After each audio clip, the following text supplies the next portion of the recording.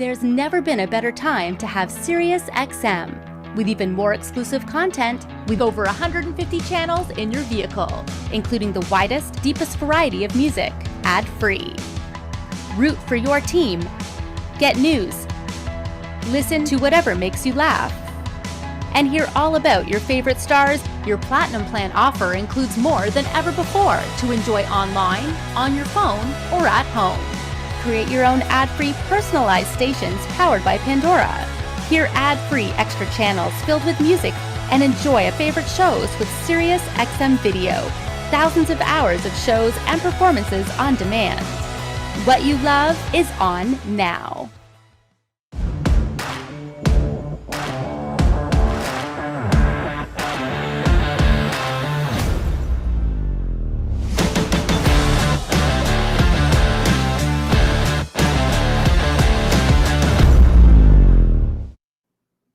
You know, there's something to be said about those smaller, niche, boutique, specialized brands that really focus on one thing and try to do their best to perfect it. And WaveTech is one of those brands. You see, WaveTech's been around for a while, but they've specialized in getting the signal. And that's right, we're talking about OEM integration. In the studio with us today, we've got product experts Jason Kemmerer and Mike Morris to tell us all about the latest offering and the full suite of OEM integration solutions that WaveTech offers, along with a brand new product announcement right here on CMA Networks. This is CMA Connected, presented by SiriusXM, WaveTech, and it starts now.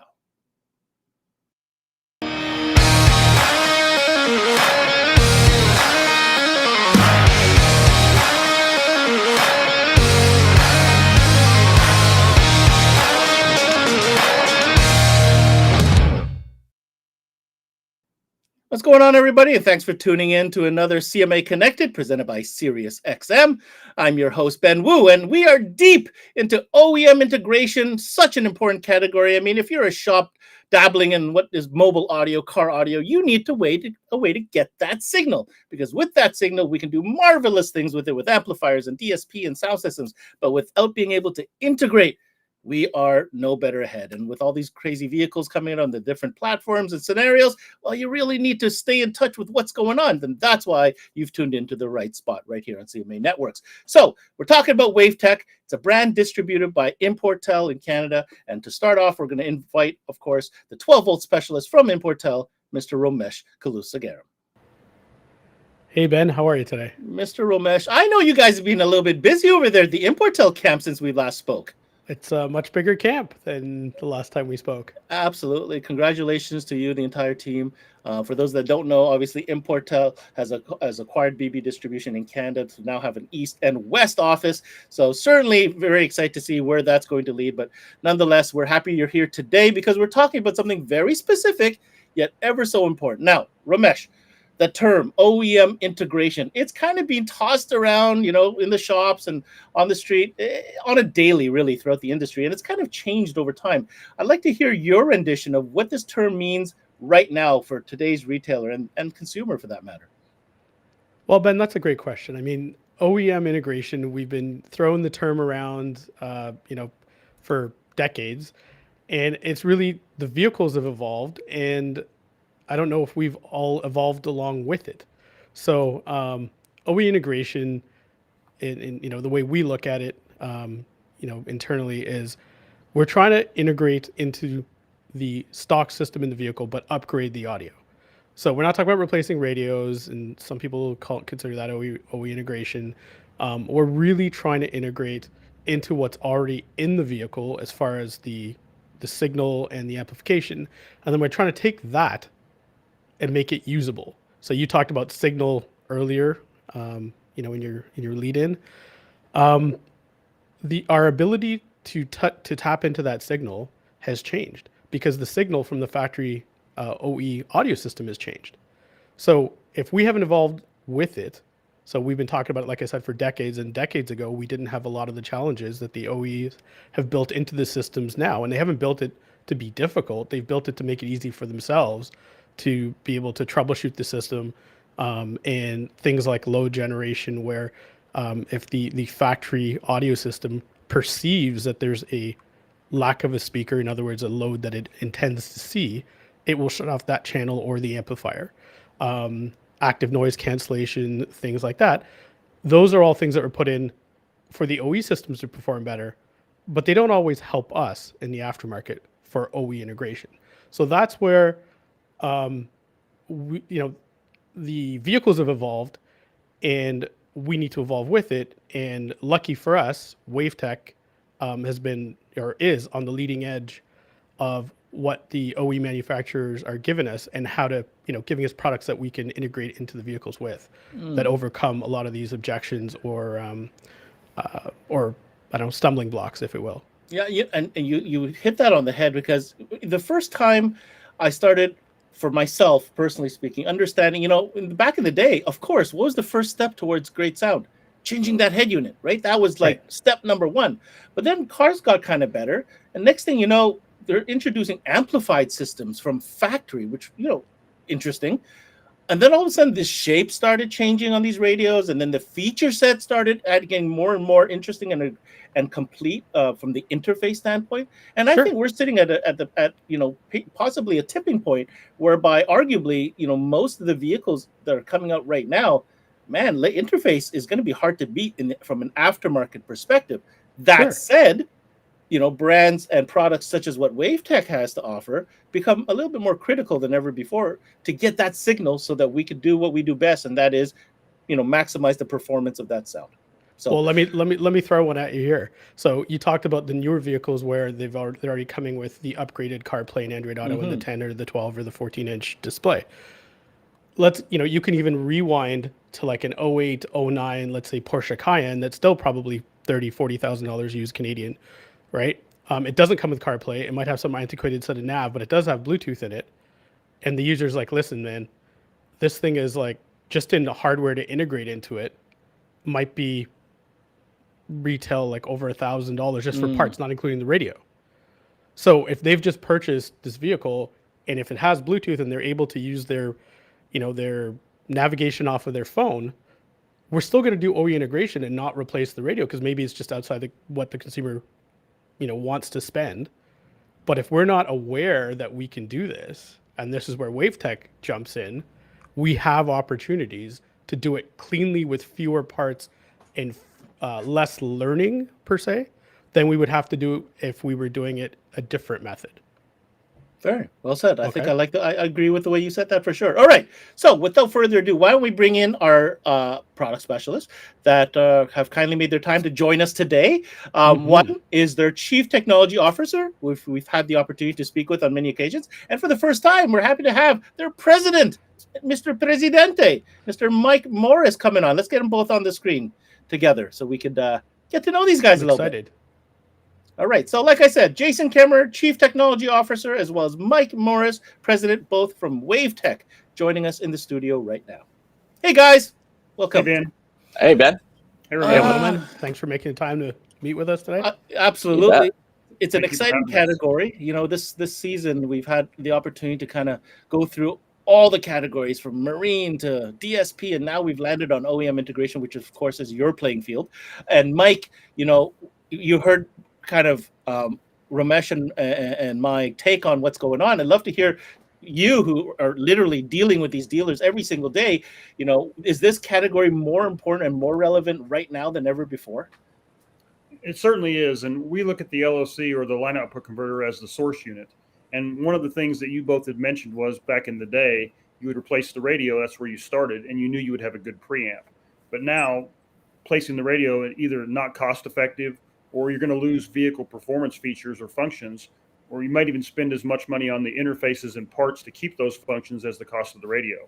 So we look at the LOC as the true signal of the system, and it's where your system starts. So we have a high voltage preamp with a very low source impedance, so that you have the best possible signal to send downstream to your DSP or amplifiers or whatever you have next in line. You say the word LOC, and of course, I know what you're talking about. Ramesh knows what you're talking about. I just want to make it clear to whoever's listening, guys, we're not talking about that little small package in a Ziploc bag that was in the back of the car audio shop when you needed to, plastic thing with the two little. No. Let's be very clear. We are talking much more advanced than that, and I'll give Jason the opportunity here. Can you give us an outline of what we're going to learn today, and kind of an overview of the key technologies that we'll be elaborating on? Sure, Ben. Yeah, I mean the terminology LOC versus high to low converter, I tend to call the passive components the high to low converters, because that's all they do. There's either resistor based or transformer based, and you just really can't use those in OEM integration anymore. They only attenuate, they add distortion, they provide no noise isolation whatsoever, and they have no active features, which is really necessary nowadays. As you were talking about before, these systems have gotten more and more complex on the OEM side, and they sound a heck of a lot better. In fact, I would argue that the audio quality is even superior to some aftermarket equipment, because they've shifted from spending all the time on the audio and the preamp side of head units, and now have moved to how many features can they cram in there at a reasonable price. Whereas the OEMs build these things from the ground up, and they factor in all sorts of things. But on the aftermarket side, we have to deal with all that, and that's where our product comes in. I would call it a preamp more than anything. I mean, of course, it's an LOC and a line driver across the board, but it's really the preamp, like Mike said, is the heart of the system. It is the new head unit, the new source, and its job is to provide the absolute cleanest signal possible out of the factory system, while allowing you to build the kind of aftermarket system that you want to build. Great. And from a presentation standpoint, are we doing like a whole, top to bottom review? I heard rumors there might be a little bit of a news that we might be dropping on this one. Yeah, we've got some exciting news for you. We'll get to that a little bit later. But we do have the complete line. There's just an overview to talk to you guys about why it exists and what it does for you. And then, a lot of the innovations that we brought to the industry. As you said at the very beginning, we're a focused brand. We're focused on this category, and nothing new has evolved in decades. Whereas the vehicles themselves have changed dramatically. So, with a fresh perspective that we've had based on our 30 plus years of industry experience, both Mike and myself, we took a fresh view at this from the ground up and put in everything we possibly could put in there in the least amount of SKUs, to make it easy to carry and solve almost any vehicle that will come in through the door for our dealers. So, and again, I want to reiterate, I'm not here to knock any brand, but there are brands that do something and they have an LOC. You guys, right. This is what you do, right? And I just wanted to make that clear, because it's an important message to get across. All right, without further ado, Ramesh, you and I, we're going to take a backseat. Let's set Mike and Jay up for their presentation. We'll go ahead and bring up their presentation now and let them go through it. I'm pretty excited to go through it, and especially this news. So guys, stick in there. There's definitely some news dropping on today's presentation. And when you come back, we'll have a little roundtable discussion about what we learned. All right, here we go. Great. All right. Thanks a lot, Ben. So just to start off with, as I was talking about, it doesn't have to be complicated. Audio integration is the core of all aftermarket sound system upgrades, but to simplify the process really makes it a lot more beneficial for the end result. And we've combined not very many SKUs together to, hold on, there we go. In a very minimalized lineup. We've had more SKUs in the past. We've since refined it over the years, and down to 6 core models that solve 95+% of all audio integration needs in the market. So these 6 core models will do everything from adding subwoofers all the way up to full-blown summing and multi-way system installation. And once you understand the core of how all our products work, the only difference is features. Whether you need summing or not, you need EQ or not, remote, things like that. So there's a few accessories that go along with it, but this is really the core of our lineup, everything from 2-channel to 8-channel, and some are more focused on bass applications, which I'll get into in a minute. But the summing is a key component of today's systems. Even basic factory 2-way systems today, factory systems are 2-way front, so there isn't really a true full range signal up front. And so at the very least, you need to have a 4-channel system, a 4-channel summing device, in order to bring that down to full range. Now, we do some really unique things, which I can probably step into that right now, and then Mike can get into the DNA itself, specific to our model. So, as I was saying, we created the first OEM full line of OEM aftermarket preamp solutions in decades. That really nothing has been focused on this category like we have, and we spent quite a bit of time and development on this. And in the process, with our fresh set of eyes and developing everything from the ground up, we really found quite a few new approaches. And one specifically is the fact that some OEM systems have very high voltage output now, and of course, a lot of them still have typical BTL chipsets in there, so maybe 10 volts or so, but some are approaching 40 volts RMS. And in order to accommodate that, we developed a dual range gain structure that gives you the ideal gain for both the low range voltage and the high range voltage, because otherwise you would have a single gain and it would be so touchy you'd never be able to get it set right, and you'd have a lot of system noise. So that's from both an application and a sound quality point of view. Another thing that has come about is some factory amplifiers and even factory radios no longer have a DC offset because they're a higher voltage system or they're Class D. So we developed the first independent auto turn-on system that has both DC offset and audio detect active out of the box. So you don't have to worry about, oh, did I turn on the right kind of detect system for this vehicle after you've already tucked it away and put it away. And they're both independently defeatable. They can be both on, both off, one on or the other, depending on the situation of the vehicle. But the ability to turn both those on or off is unique to us. And as was alluded to earlier, some of these factory systems now have load detect to determine whether or not the factory speaker's blown or it's been removed or something like that. And we have to deal with that. And we're the first full lineup of LOCs that had that built in from the beginning. And that handles a vast majority of the vehicles on the market today. And we also have a little accessory for the few cases where it needs a little bit more. And basically that satisfies that OEM load detect checkup. On the summing processors, we've done some very, very unique things. We're the only ones that have independent channel summing and gives you all channels of output. So if you have, say, a three-way system, normally with a bus type summing system, you would get 2 channels of output, even though you had 6 channels of input. Whereas with our processors, they sum down the chain, and at each stage you get the output. So you may already have a usable signal even after only summing, the highs and the mids, and you can still get an output there. The other thing is that the routing for signals, if you have, say, a 4-way system on an 8-channel product, say our Link 8, you would only end up with 2 channels at the end if you had to sum all the way down to 2 channels. But we have a unique feature that allows you to reroute that signal to another pair of outputs. So you get 2 full range outputs, and one is controlled by the remote knob. So you retain your subwoofer level control. And speaking of remotes, that the remote is very unique that does that. It's the only remote that gives you independent main and auxiliary volume control and independent sub-level that allows you to integrate with all kinds of systems, whether the factory system has a volume dependent or a speed dependent EQ or things like that. You can use our knob as a master volume control while still retaining the separate ability to adjust the subwoofer level for either an aux or the main source.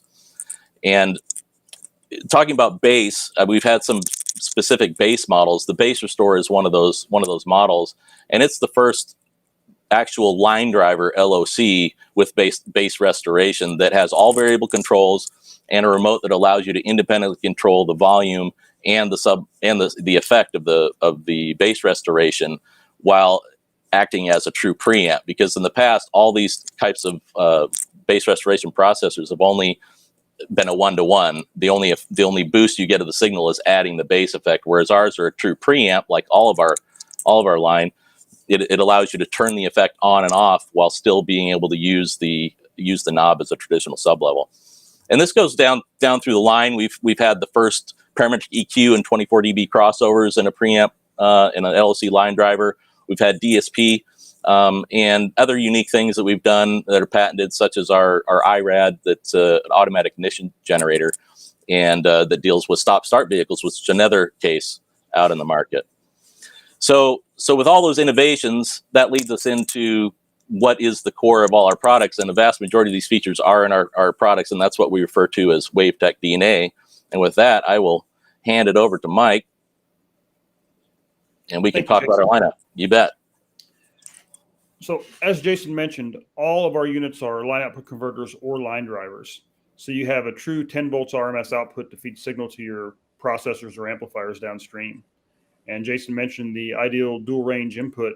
We have the ability to handle on the input side up to 40 volts on the high level, up to 10 volts on low level on all of our products that have high and low inputs both. So you don't have to worry about if you have an amplifier that can't handle high output voltage. You don't have to worry about overdriving the inputs of that amplifier. You have the flexibility to adjust the gain range to make it manageable. All of our units have built-in loading.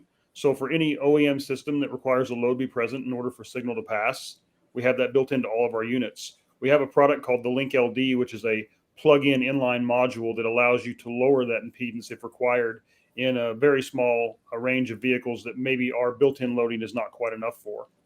Everything has balanced differential inputs, so you're never going to have to worry about any induced noise or any noise-related issues with our product, including the low impedance output. So when you couple the balanced differential inputs with a low source impedance, engine noise or alternator whine will never be an issue with WaveTech. As Jason mentioned, we have independent auto turn-on modes, which will make it compatible with more vehicles. So if you have a situation where you need DC offset and or auto detect, you can have both of them on. Or if you don't need either one of them, you can defeat them. So you have flexibility. We're the only company that allows you to have both or neither. Usually you just get a choice of one or the other. Every one of our units has a generated 12-volt output, so you can feed power signal to turn on amplifiers or other processors downstream. And we really do a lot of things for the installer. We want the technician's life to be easier. That's why we include the built-in loading. That's why we have the high input voltage capability. Something else that goes along with that are the locking terminals. A lot of times when you are tucking one of these behind a radio or behind a glove box, you're in a very tight space. And a lot of the plugs on the market don't lock into the connector very well. With ours, it basically has teeth that bite into that top of the connector. So you don't ever have to worry about losing a channel or losing power or ground because something has come loose. That's a feature that's unique to us. Panamine RCAs are used because they're very reliable. They just don't break. Jason mentioned that we did a lot of product planning and in-field research before we actually went to market. And one of the things that we heard from dealers and installers was RCAs break. So by using Panamine RCAs, that's never going to be an issue with a WaveTech product. And then we also give you removable mounting feet. And that's something you might not really think about as being a big deal, but if once again space is tight, having mounting feet that are permanently attached to the end panel could be the difference between having it fit or not fit in a particular location. By being able to remove the mounting feet, they're there if you need them, but if they're going to be in the way or you don't need them, you can just remove them. So those are some things that are unique to us, and every WaveTech product has that built into its DNA. Right on, Mike. So with that, as we were talking about before, these are the core features that are in every single one of our models. And so once you understand how we do things, it's just simply a matter of the number of channels and the particular active features. Now, we have some really interesting news here where we've taken a completely different approach to the market. And with our background in our preamp stage, take it away, Mike. You know, lots of companies have built an LOC into an amplifier to varying degrees of success, but no one has really taken the LOC and built the amplifier around that. And so we're really happy today to be able to share with you that we're doing just that. We've taken the WaveTech DNA, everything that makes us what we are, and we've built an amplifier around it. These amplifiers are going to be extremely small, not much bigger than our processors, with all of the features that you've come to expect from a WaveTech product.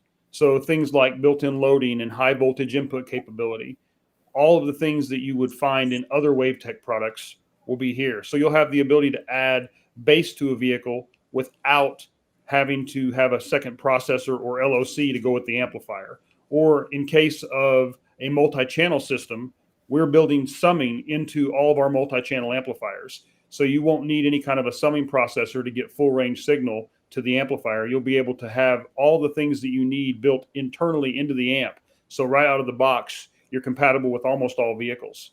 I'll let Jason get into some of the more technical features, but that's a good overview of what we're going to be introducing. Right on. Thanks, Mike. Yeah, so guys, we can talk about all sorts of details if you like. At the start of it, though, I think we really have to pay attention to how small these things really are and how many features we've crammed into them. I mean, our products are already the smallest in the industry. We have the smallest 2-channel preamp line driver LOCs. These amplifiers are no bigger than, say, this 4-channel is no bigger than our Link 6. It's actually about the same size, just slightly thicker.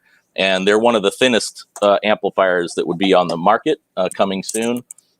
They're only about 4.5 inches wide. So if you think about how small that really is to pack that kind of power with so many features, you can see we have lots of features on the dials there, with both the ability to sum and the ability to have level trim. One of the unique things, as Mike was pointing out, is we're the first company to build an amplifier around our LOCs and preamps. So with that came a few different challenges that was addressable beforehand, having 2 separate devices where we had our LOC and then an amplifier. So by combining the 2 together, in cases where you're summing 2-way, say a front 2-way, you need the ability to get that 2-way to both the front and the rear channels of output of the amplifier. So we have a Link 4 built inside of the 4-channel, but it actually can sum on dual 2-way summing. So you can sum channel 1 and 2 together and send that to both channel 1 and 2 and 3 and 4 in the output. And the other thing is, the point of summing is to get a full range signal, right? So you're mixing 2 signals together to try to get essentially a flat response or even a tailored EQ response.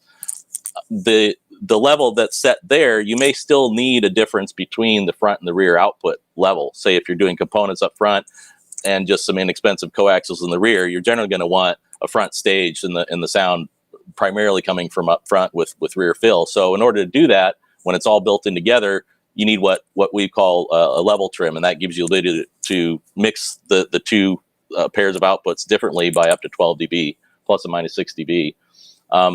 Some of the other really unique things that we've done, we've actually built in a full-blown parametric EQ into all of our mono amplifiers, and this is what we had a product called Bass Freak that was, like I said before, was the first LOC line driver that had a parametric EQ and 24 dB low pass and subsonic, which really allowed you to upgrade the performance of an amplifier tenfold.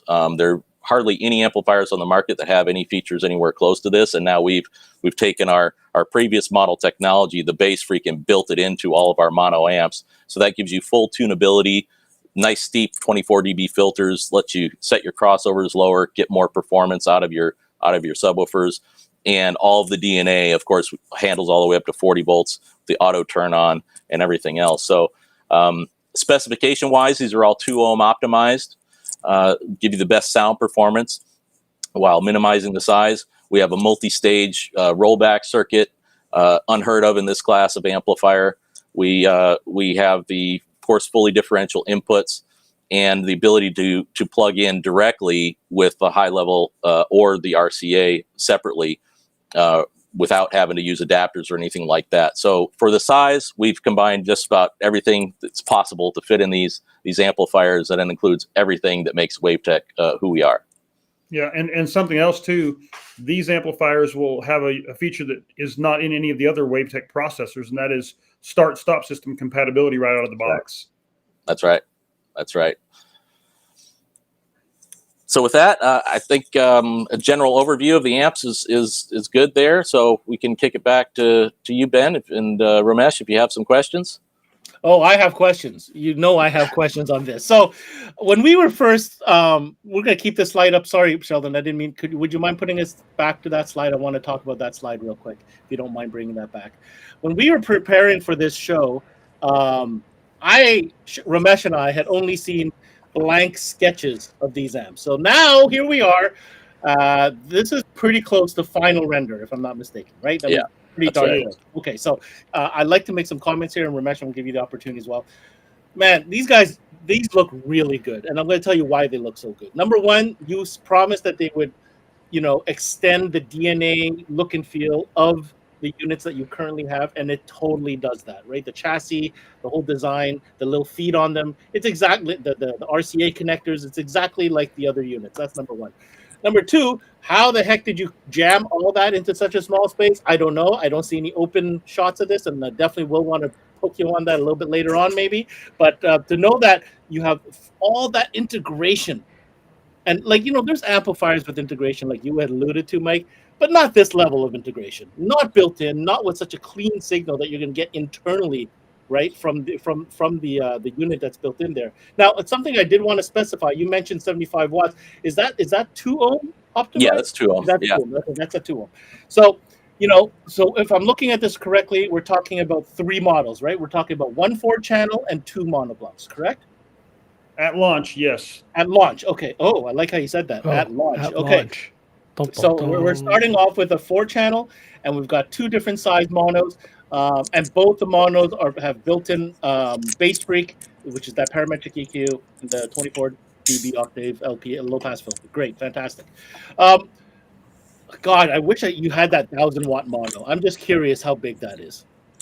It's 11.5 inches long, and Okay. it's 4.5 inches wide. For 1,000 watts. And Yeah. it's 1.6 inches tall. Yes, sir. So, I don't know about you, Ramesh, but I would be so curious to literally build something. Imagine 2 of those 4 channels and 1,000 to build a fully active system with a sub. That's what I'm thinking. Ramesh, what Well, do you think? if I'm doing the math correctly here, you could actually basically mount the mono on one side and the 2 4-channels kind of nose to tail, and they would actually be very close to the same size. Oh, So it right. would look almost symmetrical. I mean, you'd You have mean to throw like out the you, RC. you mean like 4 on top and then the mono under it? You mean? Yeah, like the 2 4s, let's say like this, and the mono underneath. Visually, they would actually dimensionally seem very similar, very It'll be close. pretty anyways. close, yeah. Very close. Similar. Okay. Right. So first of all, congratulations. These are fantastic. Couple This is questions for crazy. you. Let's start with Mike. If we don't mind, we can go ahead and take down that presentation. Thank you, Sheldon. Talk to us a little bit about the driving force. When you and Jay were kind of thinking about maybe getting into doing something like this, what was the buildup and what was the driving force behind developing this new series of amplifiers? The world needs another amplifier like it needs a hole in the head, right? So if you're going to do something in a category that's so oversaturated already, you really have to do something different. So we kind of looked and saw there are really 3 different types of customers for an amplifier. When we say customer, we mean customer at retail and also shop or shop owner who makes the buying decisions. And really, those are going to be performance guys that are all about how many features something can have and what the sound quality is going to be. There are people that want a really small footprint. That's a big deal right now. And one of the comments that we heard a lot of is most of the small amplifiers are really power sports amps that are being used in the car. There really aren't a lot of small footprint amplifiers specifically designed for car audio. And then the third thing that is a big driving factor is price. You've got guys that don't really care about anything other than how much is it going to cost me, how much can I sell it for? So we took it seriously and decided that we were going to try to tackle all 3 of those things. And we did. The 4-channel at a small footprint is bridgeable. Most of the small little power sport size amplifiers that are 4-channel are not bridgeable. So you can't run a set of components off of the front channels and a single 10 or 12 off of the back. With this, you can. So that's something that we've encouraged people to use it for, and we think that it's a unique selling proposition. Nobody does built-in summing in an analog amplifier. Nobody puts load resistors in an amplifier. Load resistors, no. A couple of companies that have 40-volt input capability, but it's very rare. So for those kinds of customers, Are you talking about amplifier or are you talking about LOCs? amplifiers? Very rare, I would say, yeah. Very rare. So, we wanted to do something that was going to be unique, and we wanted people to really take a serious look at what WaveTech is doing. And if you are selling another brand of product, that's great, and we encourage you to do that. But take a look at this, and you'll notice that there are things that we're doing that are not commonplace, and there's a real compelling argument to look at what WaveTech is offering. So that was kind of the philosophy when we went into this. Give the customer, more than they're expecting at a price point that they really can't believe, and with the sound quality and performance that you are used to getting from the 7 years that WaveTech has been in existence. Jay, I wanted to give you an opportunity to add to that, or maybe your perspective on the whole process. Yeah, I mean, I have to agree with Mike. The market doesn't need another series of amplifiers. And we've been doing this a long time, and both Mike and I have innovated and created very unique products in the market in the past. And it's kind of like, let's not do something unless we have an extremely compelling argument to do something very unique. And through the 7 years we've been around, we've continued to innovate and actually made quite a few running changes, which is really unheard of in the category, to refine our product approach and our design philosophy to a point where, okay, now we've got a suite of very unique feature sets that, with the right mindset. Now, remember, I told you there's some unique things you have to do to put one of our preamps into an amplifier. With the right way of thinking about from the installer's point of view and the system integration point of view, we're able to combine that sound performance with the application that hasn't been done before. And we're really excited about it. Oh, no doubt. I mean, I'm already thinking, like, how you were saying some of these small LOCs, people install them right behind the radio, right? Right. I mean, that app looks small enough to be able to install right behind the radio. You might not even need to mount it under a seat or any of that. That's right. Yeah, and surprisingly, how small these things are, they all have 4-gauge input terminals on them. Power input. 4-gauge on that mini guy. On all, even the 4-channel. Yeah. Yes, so sir. when you're talking about how do we get the size down to so small, I mean, I can tell you, having done all the mechanical drawings for these things, that it's down to the 0.1 millimeter tolerance on part spacing and things like that to get these things to fit, all the components to fit just right. It's extremely tight. I mean, extremely accurate to get them this small. And of course, the chassis design, which you couldn't see in those pictures, but the way that we've done the FET arrangement inside is to both optimize the layout for sound performance, but also heat dissipation. And with the multi-stage rollback that we have in there, we're allowed to pack a lot more power into a smaller size and prevent thermal shutdown by softly rolling back before it leads to a thermal shutdown. There really are no other amplifiers in this category with that kind of capability in this size. What class amplification are we dealing with here? It's Class D. Yeah. Okay. I mean, I'll speak for myself. I can't wait to see the techs out there, the installers out there, get creative with these little amps and see what they can do. And I'd love to see some bench reports on what kind of power that puts out. Because if I know you guys, those things are going to overperform. I'm pretty darn confident about it. So have to have headroom. Headroom, absolutely. Ramesh, anything you want to ask with regards to the amps before I have a couple other questions I want to circle back to when it comes to the LOCs? Well, I'm floored. So a Link 4, which, I kind of know dimensionally, I don't know exactly what the measurements are. And that 4-channel, there's a Link 4 inside the 4-channel, and it's barely bigger than the Link 4. Ramesh, I basically would say that the small 4-channel that you're looking at in that photograph is essentially the same size as a Link 6. It's actually a 1/4 inch shorter and a 1/2 inch longer than this Link 6 right here. So that's insane. So it's only, a few millimeters thicker, but.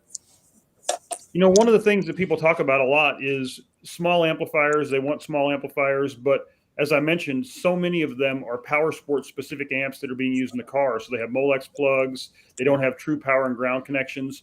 These amps are small enough to be used in a power sports application, but they are car amplifiers. So as Jason mentioned, they do have 4-gauge power and ground connectors. They have real speaker terminals. So if you install this in one of your customers' cars, it looks like they're getting a car amplifier. It doesn't look like something that was going to go on a side-by-side or in a boat that they've mounted in a vehicle. I can totally appreciate why you're mentioning that, because yes, there are a lot of small, 4-channels and monos out there meant for motorcycle and power sports, but they don't look like they really fit at home in a vehicle. Right? Some of them don't bridge. Some of them don't. A lot of them don't bridge, to be honest. And they don't have any integration features and they either. Definitely have no integration features. That goes without saying.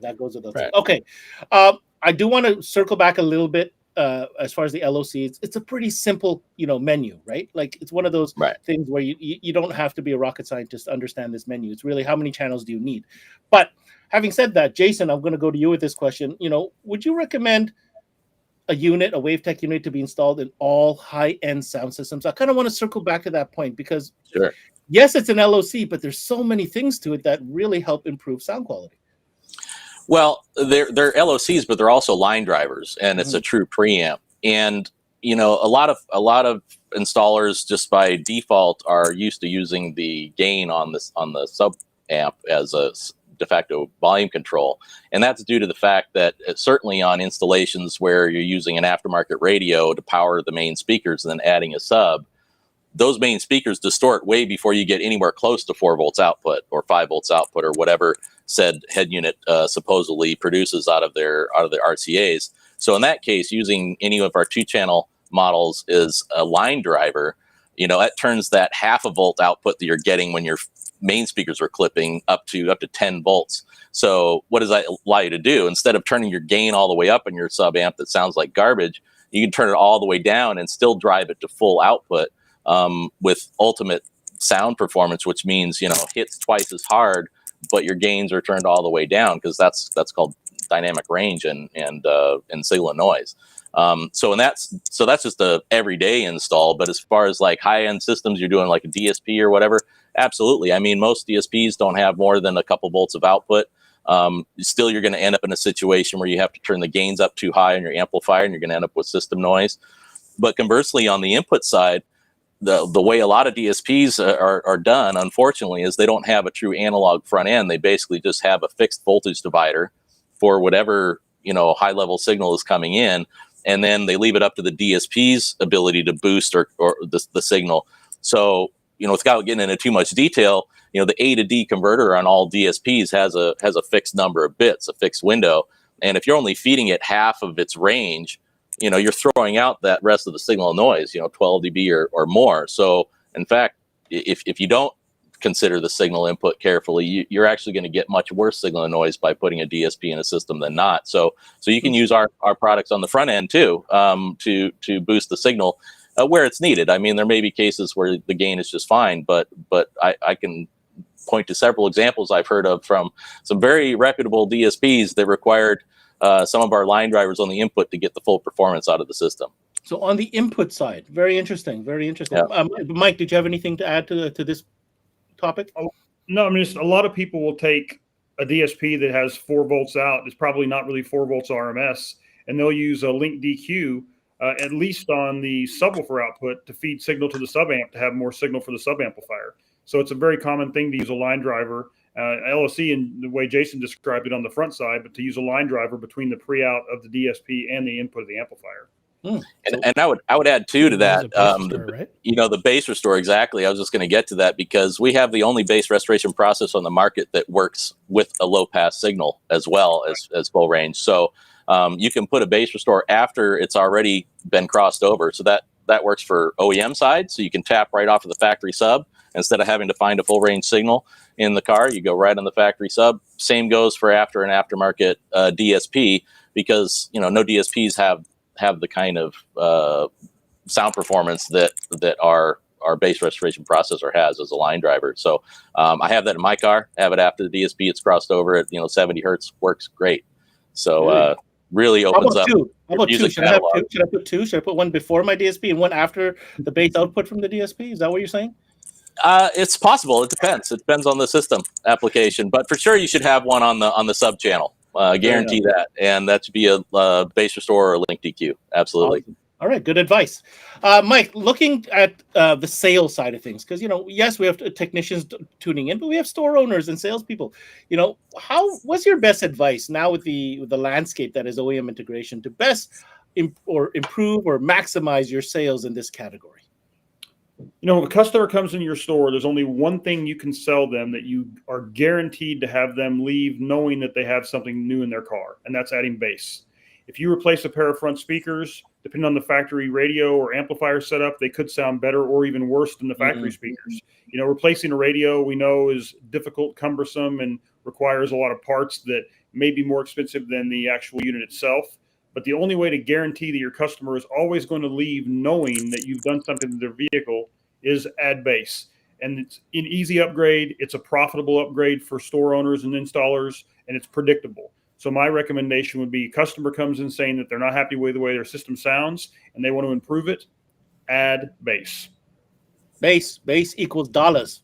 That's guaranteed, and a happy customer, I think, is the most important part. Right. Well said. Jason, my last question to you. I'm a tech. I'm in the shop. I've listened to this. I've watched you. I get it. Help me summarize why I should always have WaveTech products in stock, which ones I should have in stock, and where, what do I need to go to the owner of the shop and say, this is what we need?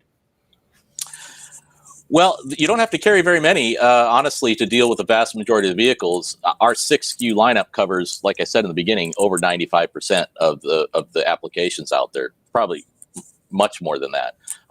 At least a few of the 2 channels, whether or not you're going to use it in a line driver mode or an LOC mode, at least like a Link DQ, because that's going to allow you to compensate for factory EQ or bass roll off, but also give the customer control. And being remote ready, allow them to add a remote to that. Bass restoration isn't just for old recordings anymore. It's to fix the way the car sounds, and it's to remaster your music in real time. So that's the upgrade option of those. So those 2 SKUs together, for sure, are the bass solution. And then on the summing side, like I said, many cars, even the bass audio models, are factory 2-way, so you at least need to have some Link 4s or Link 6s with the ability to sum that 2-way and still give the customer a sub-level control after the summing is done. So that's really it. Those 3 or 4 SKUs out of the 6. The Link 8 is going to be maybe some of the bigger systems. You can certainly, because of our unique rerouting that I was talking about before, even with the Link 6, you can sum up to a factory 3-way and still get a separate full range and subwoofer level controlled output. So, you don't need many. You don't need many of them to address every car that could possibly come on the road. You don't need to ever turn away an application again by being afraid of integrating with it, because our products are designed to handle any signal that any OEM factory system has. Beautiful. I got 2 more points, and I can let you guys go. What if we did a super elite, snooty, bougie, high-end audiophile grade line driver only?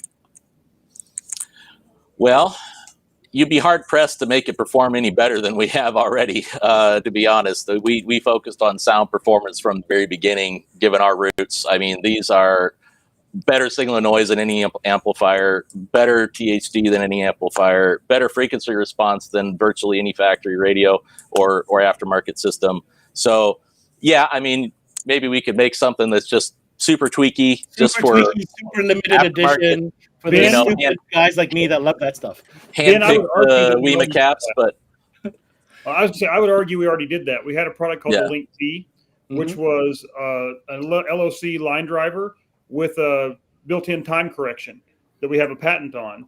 And unfortunately, we sold tens of them. Gotcha. Yeah. Okay. Yeah. Right. It's the answer to the question no one asked. Very good. Very good. Okay. My final question, and I think is the one that's burning. When can we expect to see the availability on these new amplifiers? Amplifiers will be in the 4th quarter. So we're really close. I mean, we're only 3 months away. And we're going to start sending information out to our dealers and distributors next week so that we can kind of get them excited about it and start getting some pre-orders in the system. But we're not far away. Awesome. That's great news. So we're not talking next year. We're talking a couple months, couple weeks from now. Yeah, we're not a couple weeks from now. I wish it was a couple weeks from now. A lot of weeks, couple of months. Yeah, give me a couple months. All right, fair enough. Well, I can't thank you guys enough for coming on today's show and sharing with us all this great news, especially about the new amplifiers and for launching it and getting the news out here. Hey, we love that. So, Mike. Yeah, I really appreciate it. Mr. Kemmerer, thank you so much for joining us, and we'll see you on the next one. Thanks, Thank Mike you. and Jason. Take care. All right, take care, guys. Thanks. All right, so that was both Mike as well as Mike Morris, that is, the president of WaveTech, as well as Jason Kemmerer, who is their chief technology officer. All right, let's bring back my co-host of sorts from Importel, Ramesh. Come on. How slick are those amps, right? Oh, those amps are slick, but you've just, when you're talking about the ultra bourgeois. Right? I don't know. My crank.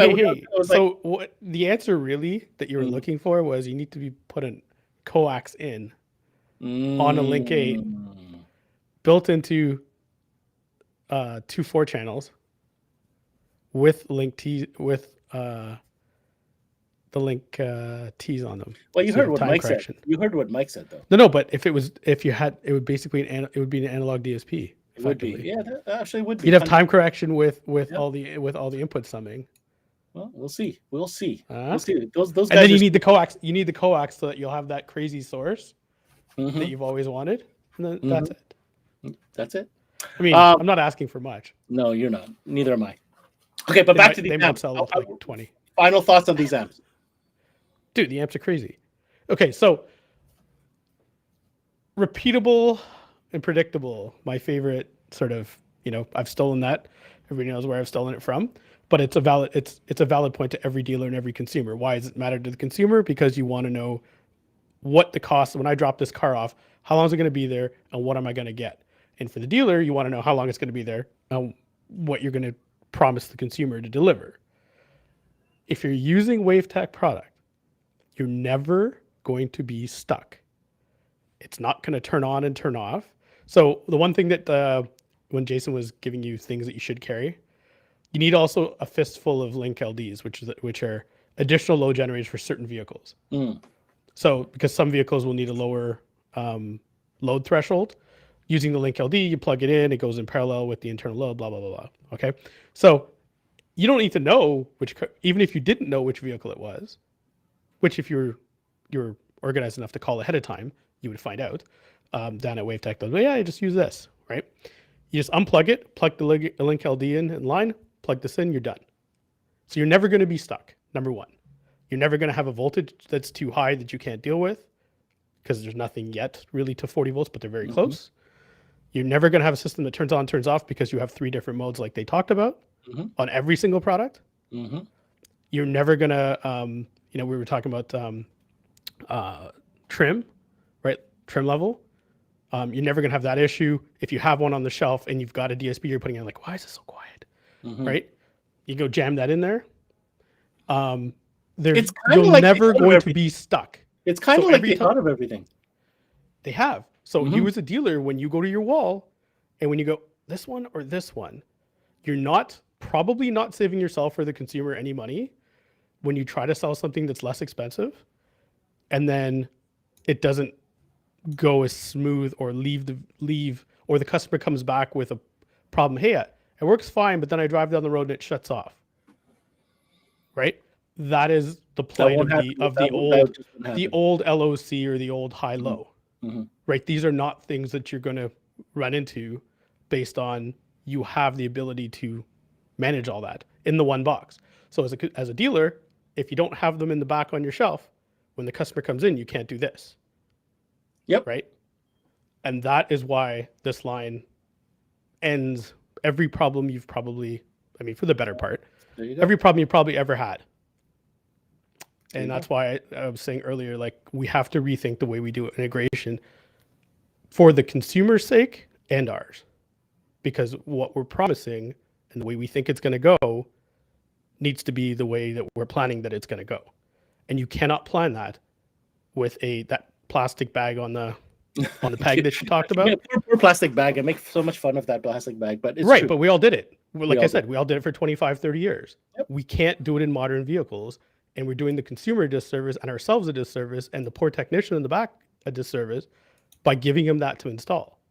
And I understand that it costs more at the end, but the cost is worth the pain and suffering and the increased performance and the result. Exactly. Right.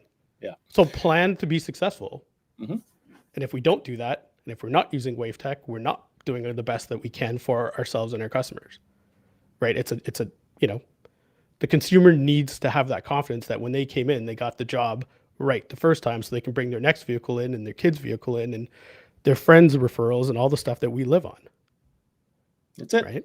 So WaveTech will do that for us. And if we're not doing WaveTech, then we're probably selling ourselves short. There you go. You saw the numbers earlier. WaveTech, check out their website. If you're a Canadian dealer, get a hold of Ramesh and his team at Importel. They are the exclusive Canadian distributor for all things WaveTech. Importel East, Importel West, we have it all. East side, west side. One day to everybody now. All right. It was a good one. Talk to you in the next one. Thanks, bud. Take care, Ramesh. Bye. Appreciate it. That was all about WaveTech and OEM integration solutions from WaveTech. And wow, Brad, you heard it here first. Brand new amplifiers with built-in WaveTech technology coming to you soon in the fourth quarter. All right. Want to remind you to keep on tuning in to CMA Networks as we have embarked on OEM integration. That's right, OEM integration right through till August 26th. Some great brands, so you can keep up to speed on the latest and greatest offerings and solutions in the OEM integration category. We also have an awesome contest going on, not much longer, so make sure you sign up. It's open to Canadian retailers only. It's your chance to win a free Kenwood Motorsports dual camera system. So in collaboration with JVC Kenwood Canada, here it is. You can get a chance to win this system valued at about $700. All you got to do is head over to our CMA Network's Facebook page and sign up. And we are doing the draw, and somebody in Canada is definitely going to win this system. Very, very cool. Lastly, reminding you to check out our website, cmanetworks.com. If you enjoyed this video and want to learn more, we've done a couple with WaveTech. Go ahead and search WaveTech up, or maybe you want to follow Jason, for example. He's got his own profile on our website, cmanetworks.com. That's it for this CMA Connected, presented by SiriusXM. I'm your host, Ben Wu. Until next time, we connect.